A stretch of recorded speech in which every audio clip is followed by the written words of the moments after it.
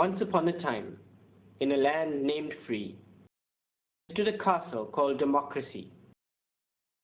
The king of this land held his council every Wednesday over raspberry soup and wafers. On such a Wednesday, the king held his council over raspberry soup and wafers, while his guards stood watch.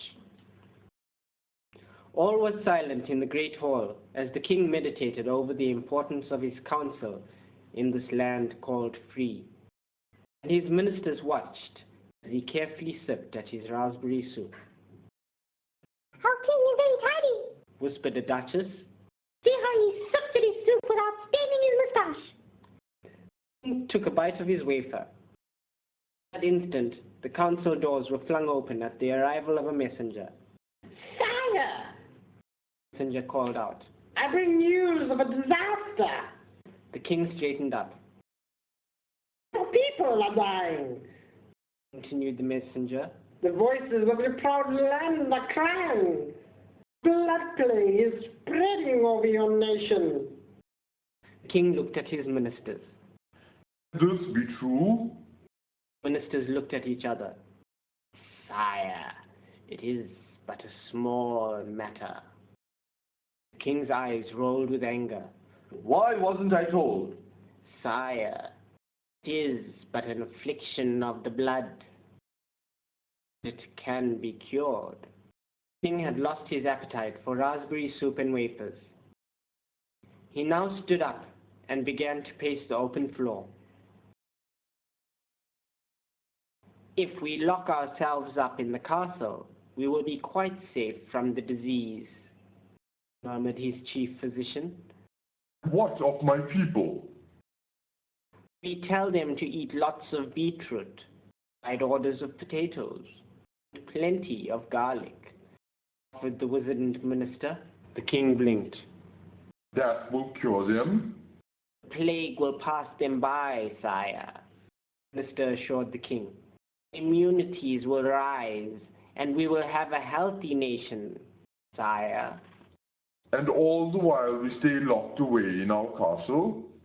"Until it is safe, sire, there will be no real threat to us." "And what will we do?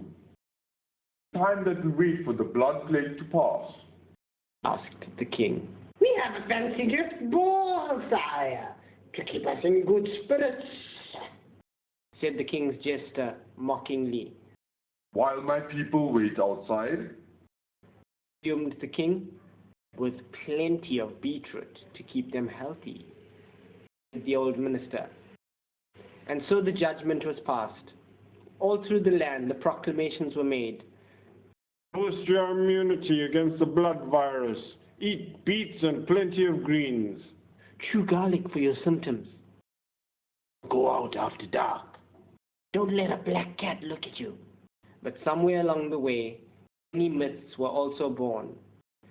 Perhaps the biggest myth of all was the idea that the blood plague was just a trifle to be sneezed at. In the castle, called Democracy, all was locked up against the world. Garlic hung from all the windows, and all the inhabitants of the castle wore masks and costumes. Wine and lavish balls, every night was marked by entertainment.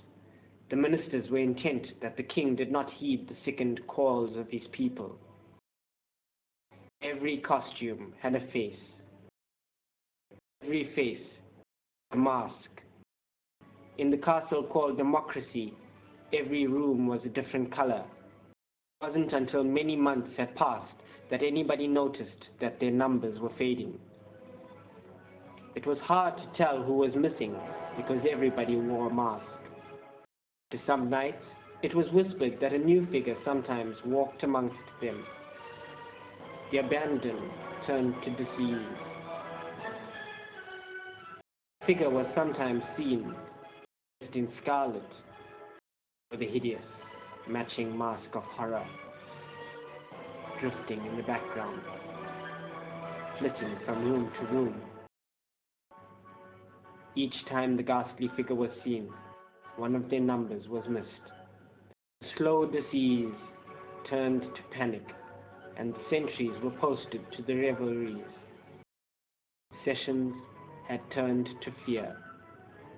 The brave boasted by making threats against the phantom, but how could an intruder get in? The castle was searched for signs of the stranger, but neither he nor the missing were found. The ministers had dwindled in their ranks, and now fear had settled in, where confident arrogance once reigned.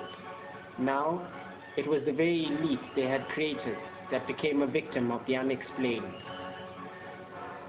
Every night the group gathered in a different room, promising themselves that they would attack the intruder on sight.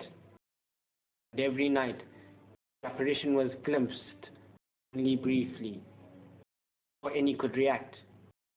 And always his appearance was marked by a disappearance, until finally it was only a handful who were left. The nervous whispered in muted circles, "And what if he should appear tonight? I have my handgun." Their words were brave, but none were willing to be left alone. The clock counts away the seconds, and the room strains with tension. Across the hall drifts the scarlet figure. Counting heads, they find one more gone. Night after night, the shadowy figure is seen. Night after night, a member of the court disappears.